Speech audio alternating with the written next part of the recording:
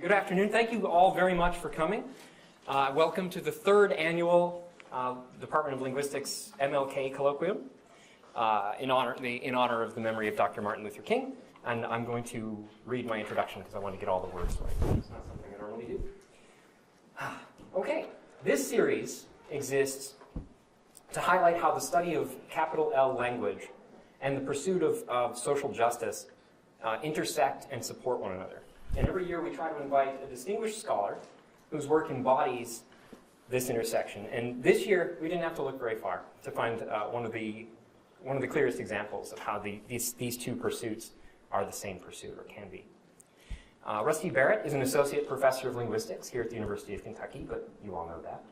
He's also affiliated with the American Studies program, the Committee on Social Theory, the Latin American, Caribbean, and Latino Studies program, and the Gender and Women's Studies department.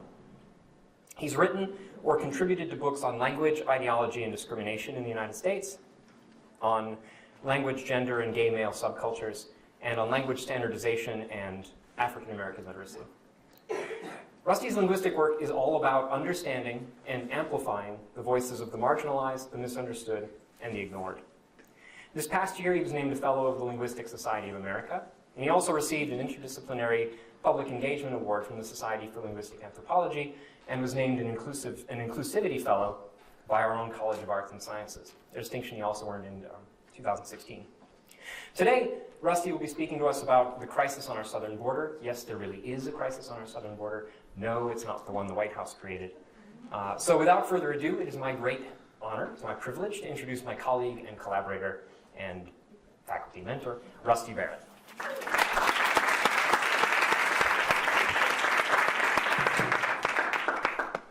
Thanks, Kevin. That was very nice.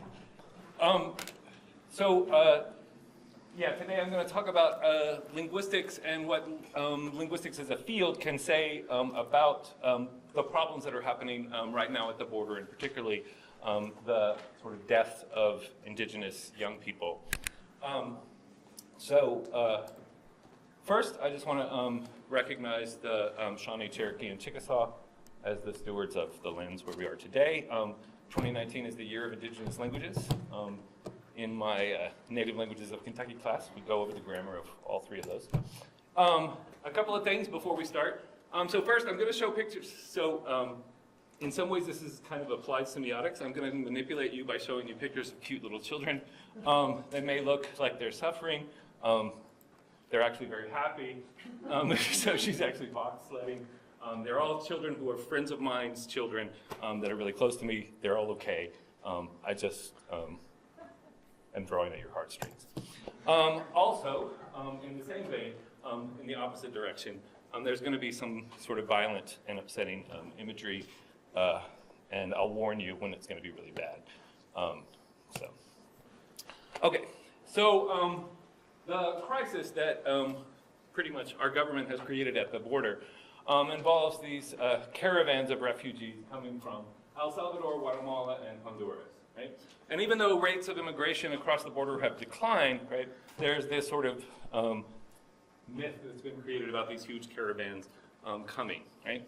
The sort of populist discourse that pervades sort of discussions of this tries to portray the refugees as somehow perpetrators of the violence they're actually trying to flee. So they're often victims of local gang violence, drug trade violence, government-sanctioned violence, and so on. Right? Typically, the Guatemalan children are malnourished before they ever arrive. They're put in what are called they call them the hileras, the sort of freezer that is super cold, and they get this mylar blanket, and diseases spread really quickly.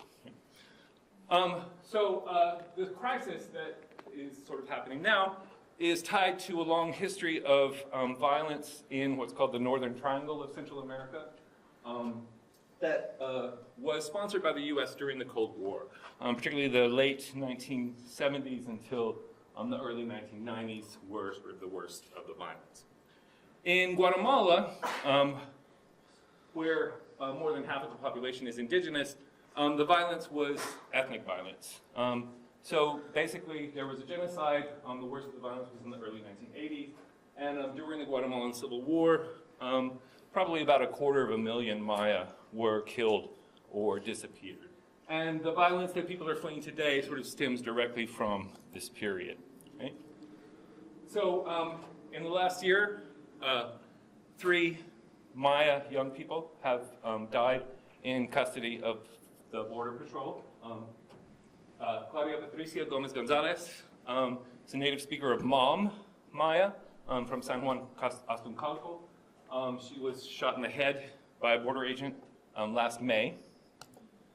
Jacqueline Amy Rosemary Colin Marroquin, and I say her name in English because a lot of Maya give their kids English names because they love the United States. It is their hope, and it's really common for kids to have names like Michael or Jacqueline. Right?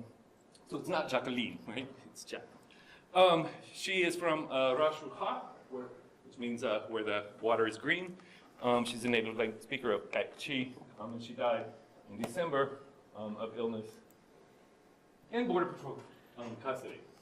And then Felipe Gomez Alonso from Yalambohoch was a native speaker of Chu, who died on Christmas Eve, really right around midnight on Christmas morning, in Border Patrol custody in New Mexico. So the death of these 3 really inspired this talk. There's also an older Honduran woman who was killed in Border Patrol custody. She was Roxana Hernandez, a 33-year-old trans woman who was beaten to death by Border Patrol guards in November. That's a different issue than the one about indigenous people, so I'm not going to really talk more about her, but the problem is broader than what I'm talking about. So the first sort of half of the talk is going to be about violence in Guatemala, the history of violence in Guatemala, what it's currently like in a lot of Maya communities, especially the ones that suffered the most in the genocide. And then I'll talk about sort of the issue of language access, why it is that translators or interpreters are not being utilized at the border, and then problems that come up in cross-cultural communication, a little bit about why it's so hard to train people to be interpreters for these languages. Okay. So, just a bit of background. There are lots of Mayan languages. This is the sort of history. I worked on the languages in this part that are spoken sort of in this area in Guatemala. Yeah. So in Guatemala, more than half the population is indigenous. There are 25-ish different languages, depending on who's counting. The largest of those communities is Quiché, the language that I work on. Quiché has about 1 million speakers. A lot of the languages have over 100,000 speakers. Chi has about 800,000. Kaqchikel has about 400,000. And then there are a lot of other languages that are very small. So for example, Itzach just has, up in the top, only has a handful of speakers left.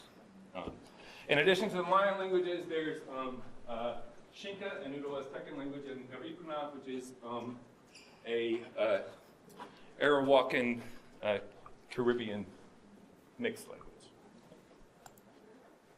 Okay, so the Guatemalan Civil War lasted from 1960 to 1996.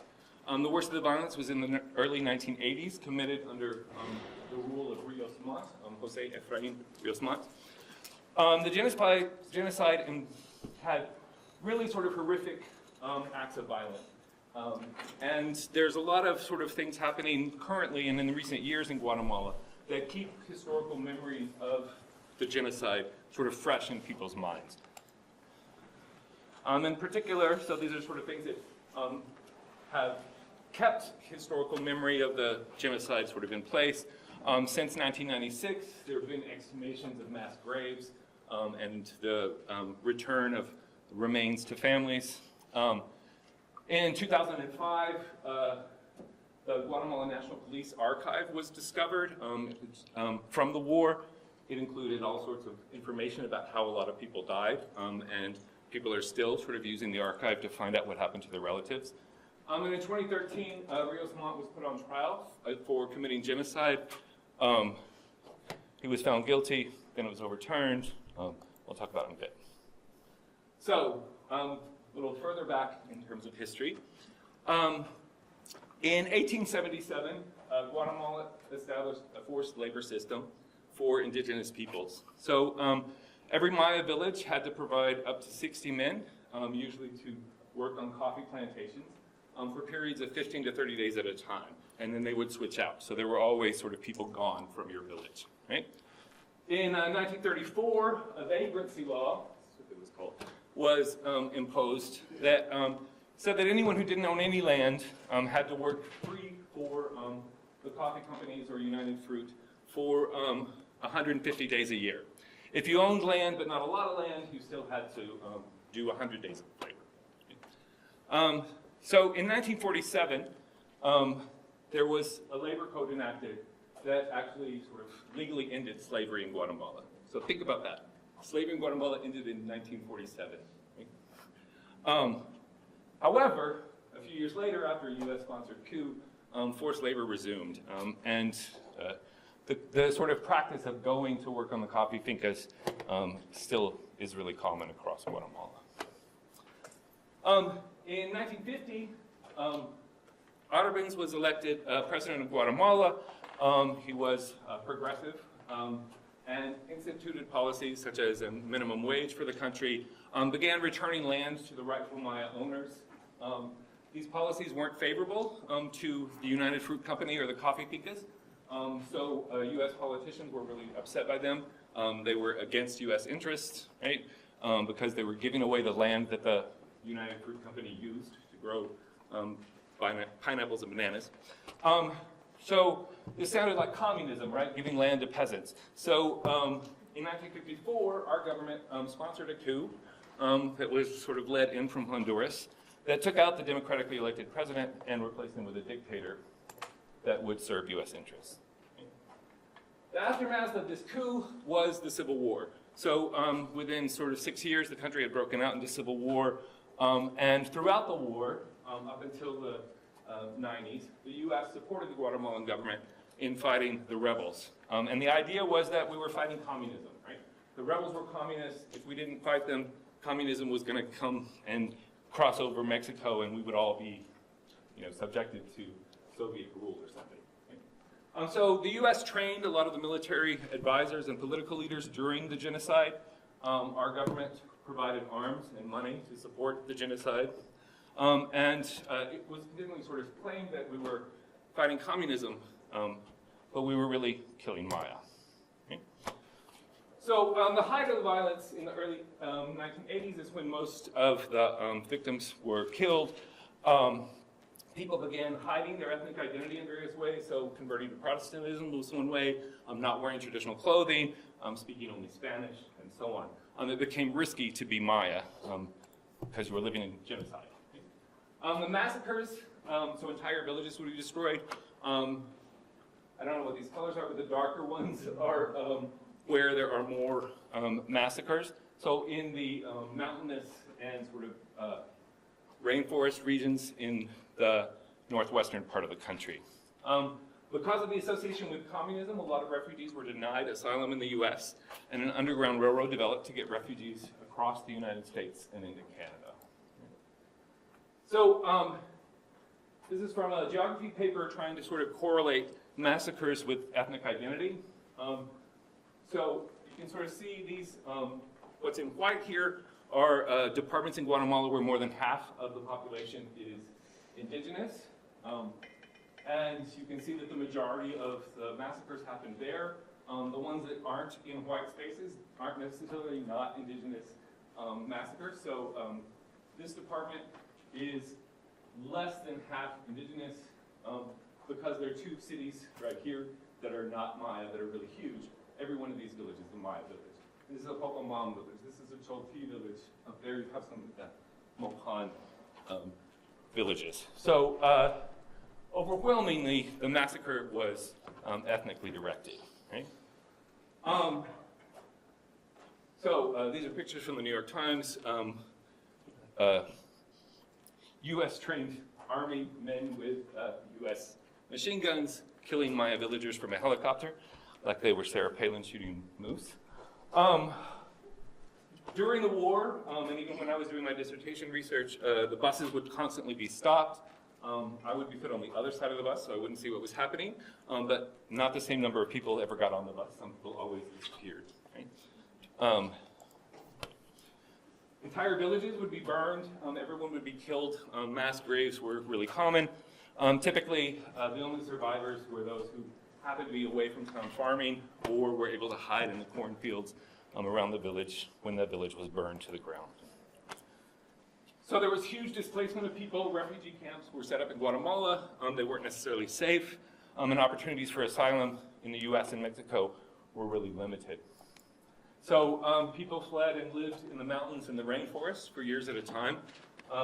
These are Ixil children trying to hold school in the middle of the rainforest. And since that time, there's been these sort of events that I mentioned earlier that sort of keep the genocide fresh in the historical memory of Guatemala. So first, the exhumations. So there are forensic anthropologists, also with US help a lot of the time, excavating the mass graves, using DNA to match remains and return bodies to the families. This originally started in the 1990s as an attempt to sort of find proof of war crimes. When I was doing my dissertation research, there was a forensic anthropologist who was murdered for trying to find mass graves. The focus has now shifted on getting the bodies back to the families, and that is ongoing. It still happens today. And basically, the mass graves are dug up. So each box is the remains of a child that was found in a mass grave at an elementary school that is still an elementary school. So this kid is playing while they're digging up the mass graves. And the bodies are put in boxes and returned to the families, so that for the last 20 years, it's just been boxes coming and boxes to village after village, boxes being taken of relatives so that they can finally be buried. So the remains, once they're matched and returned to the families, are prepared for a traditional burial, but because they've already been buried, it's not sort of a regular ceremony. So communities have developed new rituals for inhumations, for the reburial of bodies from mass graves. And some of you may know Maria Luz Garcia, who is a Lyman T. Johnson postdoc here with me. Her dissertation was actually about the rituals in the Ixil community that were developed to rebury bodies. Then in 2005, the archives of the National Police were discovered, including all the records from the death squads. Shout out to archivists. Lots and lots of people have found out what happened to their relatives from this archive. So they would basically rip the names and photographs out of the passports of people who were put in mass graves and then sort of make scrapbooks to sort of keep some sort of record. The entire archive has now been digitized and is available through the Benson Latin American collection at the University of Texas at Austin. So families can actually just go to the web and find out what happened to their relatives. Then in 2013, Rios Montt was put on trial for genocide. There was a huge debate in Guatemala about the word genocide, whether or not what happened was actually genocide or not. The verdict was thrown out, and a retrial was set for 2015. At the retrial, it was determined that Rios Montt was too old and senile, so the trial was just sort of ended. There were lots of forms of discrimination, linguistic discrimination, in the trial, and I'm going to talk about some of those in my examples in a bit.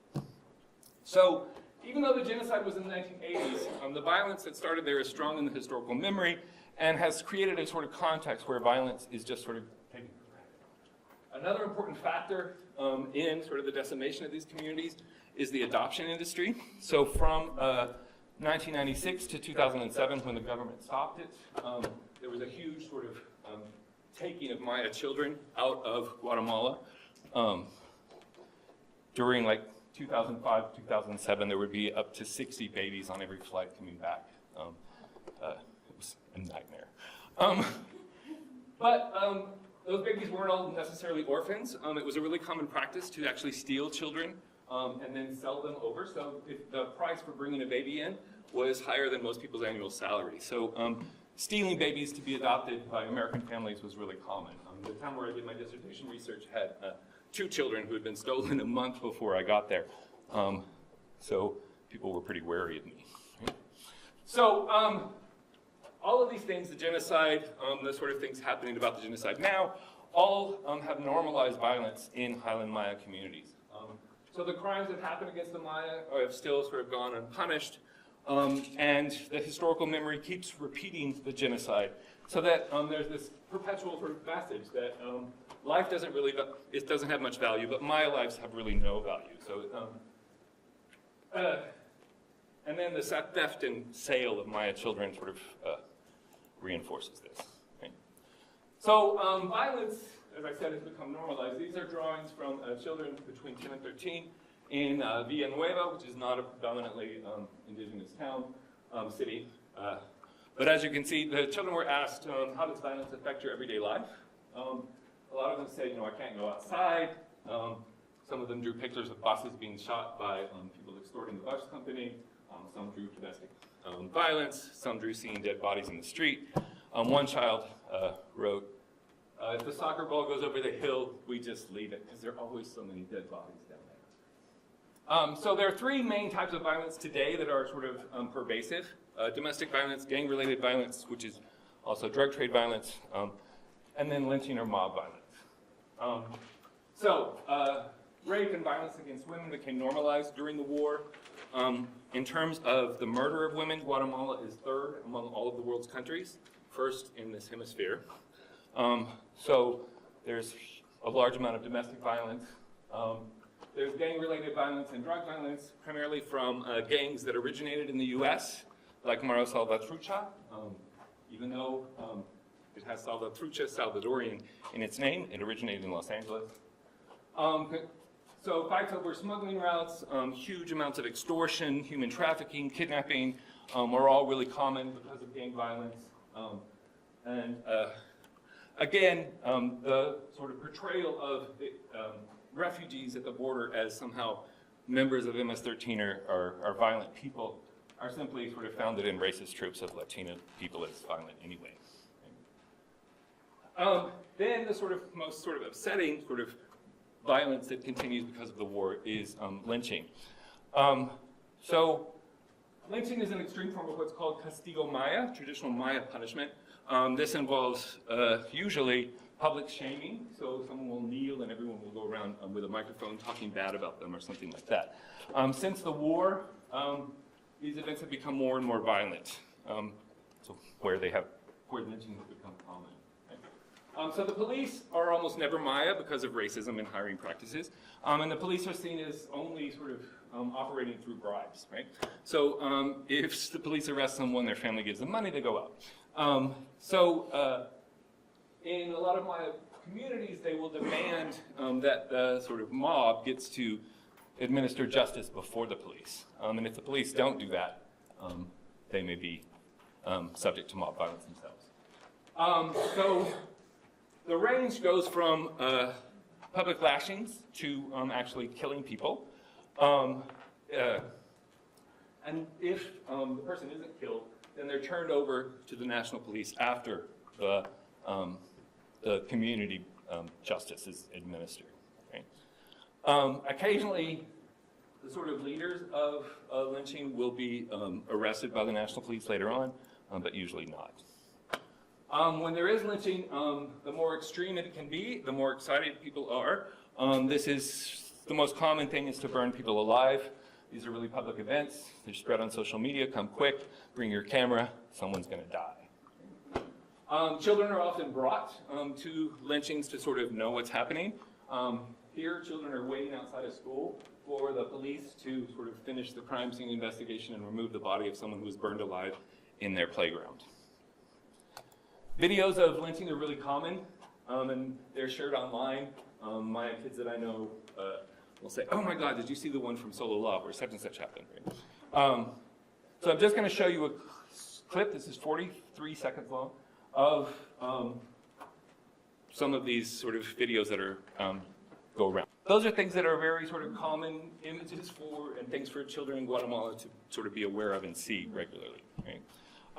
In addition to the sorts of forms of physical violence, there's a lot of environmental violence, particularly from companies with U.S. interests in mining or hydroelectric plants. Because of sort of global warming, the rainy season is shorter and corn production is lower. 79% of the Maya in Guatemala live in poverty. There are really not many educational opportunities or employment opportunities in a lot of the villages. 80% of the children have malnutrition.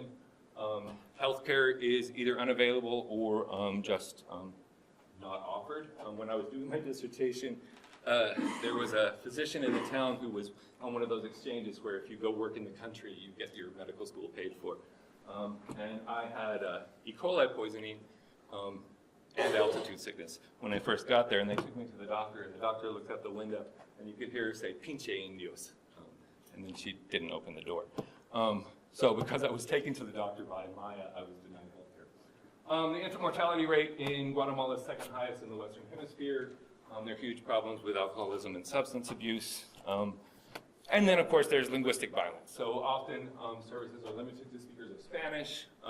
There's very little native language education. And then there's constant sort of denigrating language, microaggressions, word discrimination, and so on. Okay. So from now on, the pictures are going to be pictures I took in Guatemala that are peaceful and calm to sort of heal you. And I'm going to sort of switch gears now. Hopefully that gives you an idea of why someone would walk 2,000 miles with a child to get away from that. Right? So I want to talk about linguistic approaches to issues of oppression, social inequality. So most of the time, inequality isn't actually maintained through physical force, but through forms of language, right? And sort of institutional racism and sort of structural forms of racism are upheld through these sort of linguistic patterns and ideas about how language gets used. So one sort of way of thinking about it is what my colleagues and I have. They don't know that we use this term yet, they haven't seen my chapter, but discourse structural racism. In other words, the structure of discourse in society is the sort of structure that holds racism in place in a lot of ways. And as linguists, that's something we are interested in look at. There are three sort of, this is the only sort of three ways you can sort of do this, but three sort of broad categories in linguistics and linguistic anthropology. So one is discourse with a little d, so looking at human everyday interactions and how inequalities emerge there. One is discourse with a big D, so those are sort of broadly circulating discourses that reproduce or enforce patterns of inequality.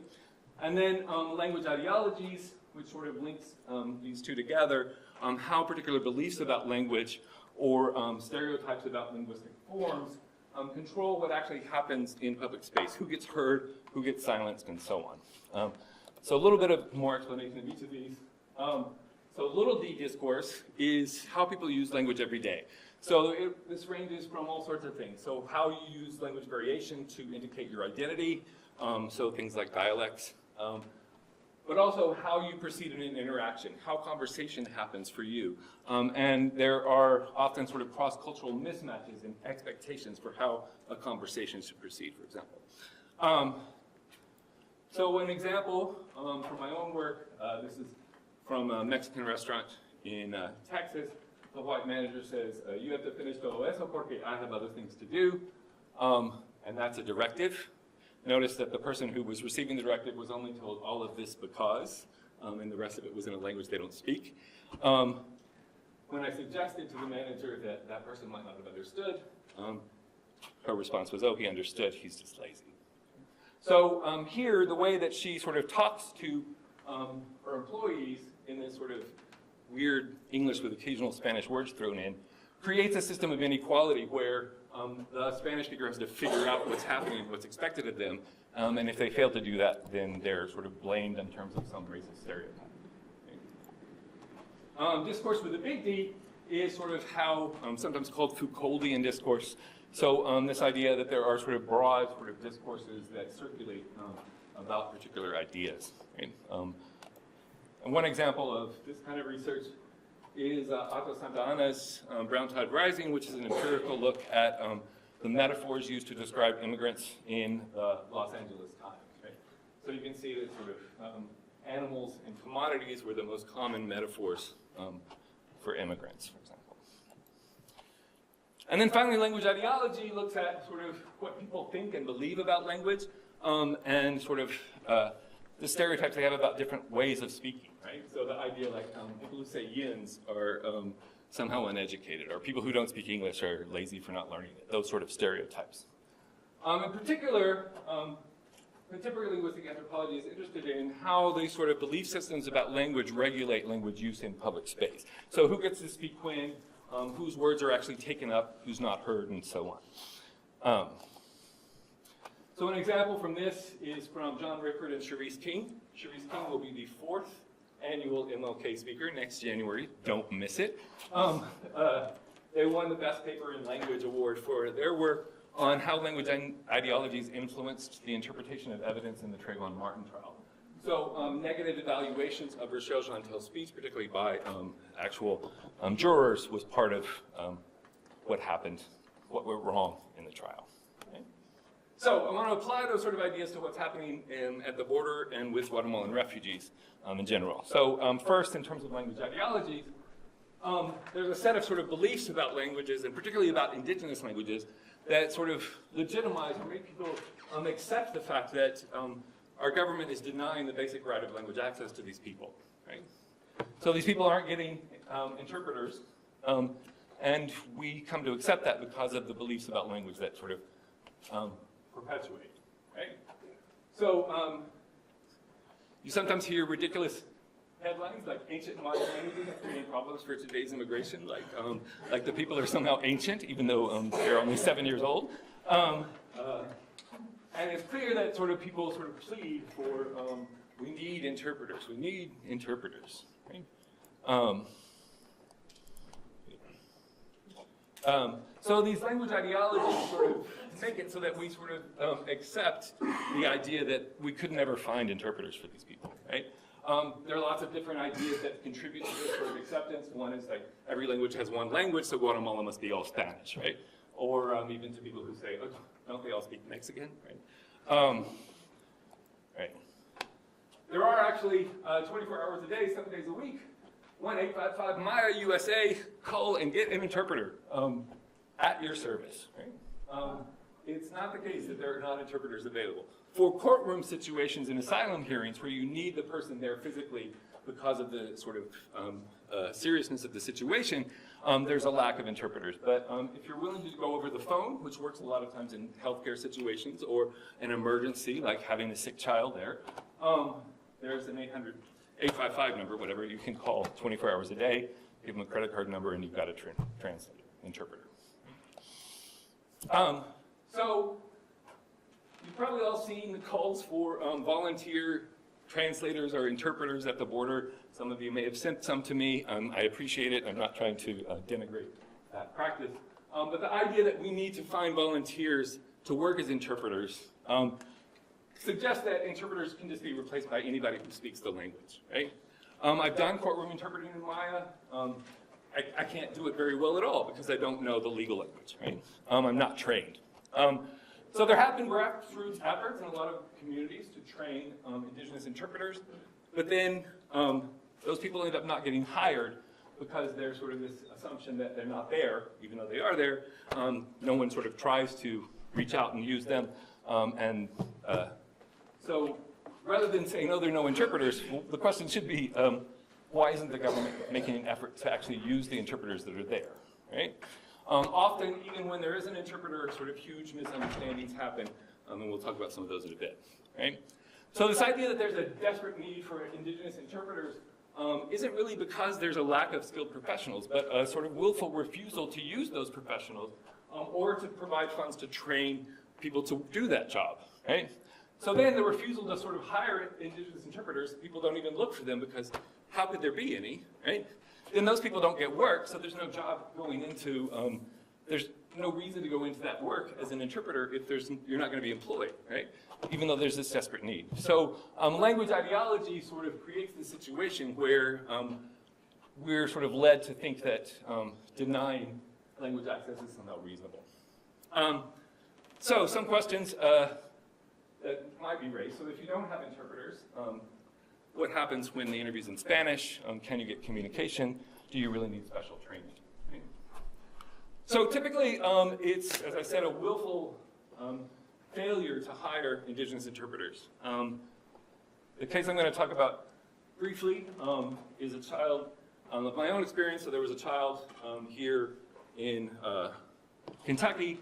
The Kentucky Cabinet of Family and Child Services refused to pay for a Quiche interpreter, even though the child was monolingual in Quiche.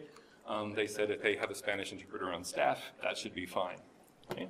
So the child's lawyer contacted me and said, can you please help? Because they're sort of doing these interviews that the kid can't understand. Right? So, so what we did was go through the entire interview with the child and see sort of where there were errors from the Spanish interview. So one example of that, and this is not sort of real data, this is anecdotal, but the question was, does the child experience domestic violence in their home country? The Spanish answer was no violence, family life is typical. After I talked to the child, we changed the answer to the father beats the child 5 to 7 times a week. The child is hit with on the back with whips, sticks, and boards, and usually bleeds from the beatings at least once a week. So in Quiche, you get a really different answer. Right? But even when you're doing it in Quiche, there are all sorts of problems. So I'm going to quickly run through 4 sort of types of problems that happen.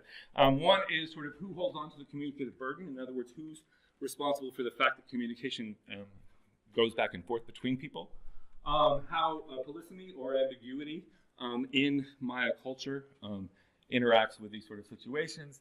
Patterns of interactional style, and then quickly the structure of narratives. I'm way over time, so we'll go quick. So interaction is a two-way street. People who don't speak in the right way or don't use the right interactional pattern are often sort of just thrown off as not worth talking to. So if you don't sort of present yourself in the way that's expected by sort of the majority, you'll be sort of banned from spaces or arrested or seen as violent or what have you, right? So that's one problem, is that people just give up their half of the communicative burden and don't even sort of try to interact with speakers of indigenous languages. Another issue is polysemy. So Maya languages have lots of words where a single word has lots of different meanings. And part of what you do when you speak Maya is connect this to different contexts to know exactly what the word is supposed to mean, right? So can mean fire or heat, or firecracker or light bulb, or fever. It can mean gun, right? But the amount of times you're going to get confused between he has a gun and he has a fever are pretty low, right? But in courtroom testimony, it's often the case that the interpreter doesn't sort of use these in the regular sort of pattern and sort of pick some vague generic word for one of these polysymous words. So this is cheech, which means metal objects or helicopter or bus or radio. And you can see that in the translation, they say the instrument that flew over, right? This is just because the interpreter isn't using traditional sort of Maya ways for handling these polysymous roots, the communication gets more complex than it needs to be, and it just creates confusion. Another sort of interactional pattern is that Maya conversations are rarely I speak, you speak, I speak, you speak. There are usually lots of people speaking at one time. This is a prayer at a wedding. This is from Chatino, which is not a Mayan language, but Hilaria Cruz loaned me this. This is a political debate.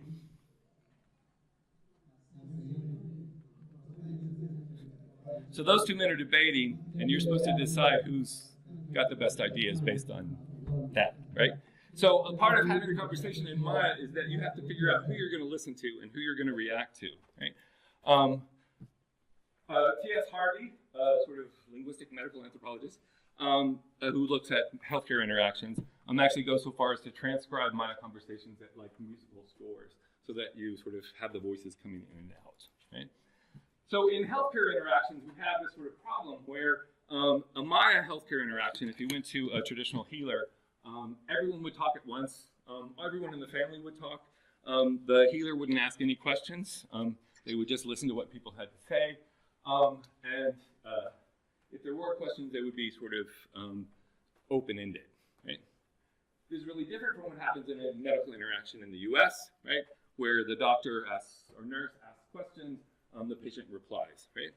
If someone else replies for them, it seems weird, right? So the expectations are sort of different in terms of how interaction is going to proceed. Another feature of sort of how Maya interact that's important is that there is a sort of tradition of not having any display of emotional affect in public space.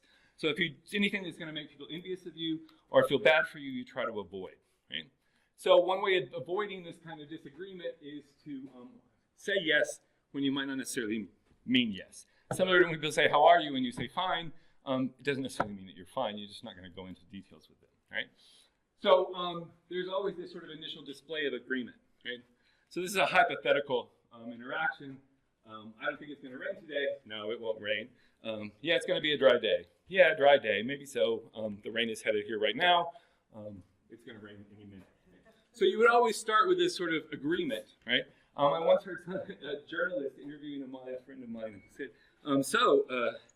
I understand the war wasn't bad in your village. And the guy said, no, the war wasn't bad in my village. 11 of my cousins were killed. 10 of my uncles were killed. Actually, the war was really horrible in my village. And the journalist said, okay, war was not bad in your village. Right? So this leads to huge sort of miscommunication patterns. Right? Another sort of related to this sort of clearing the public space of emotion is that you can have conversations face to back. If a conversation gets really emotional, the other person will likely turn away from you for the rest of the conversation.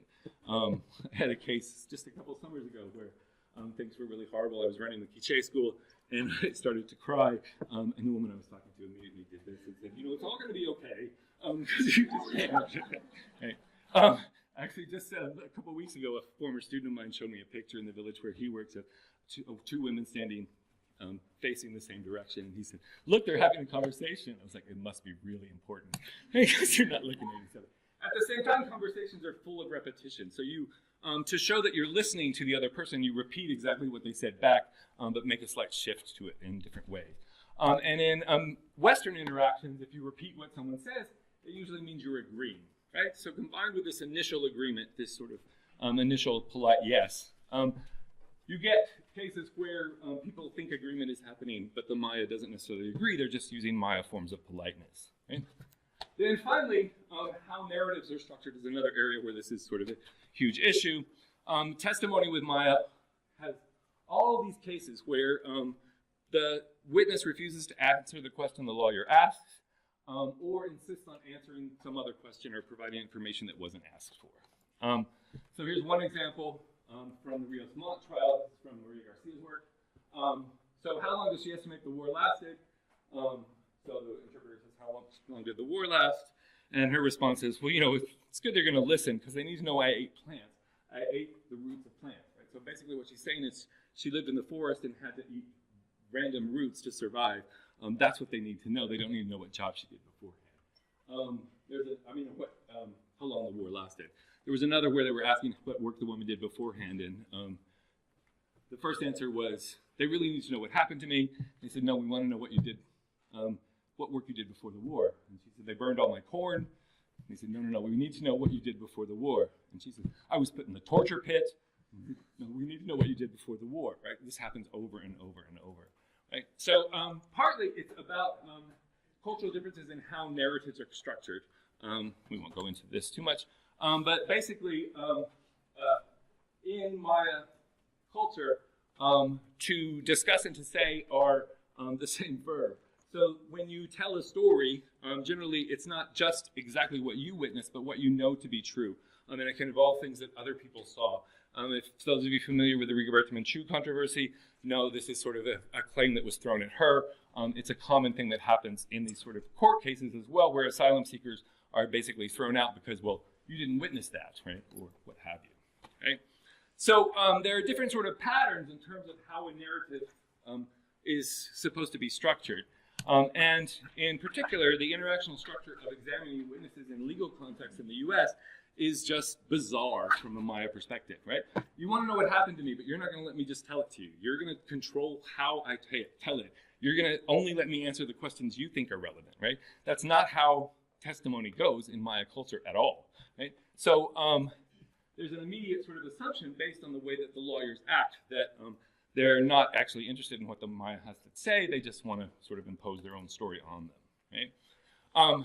So again, this is the communicative burden sort of dropping onto the witness, even though the way they're able to convey what they want to say is totally controlled by the attorney, right?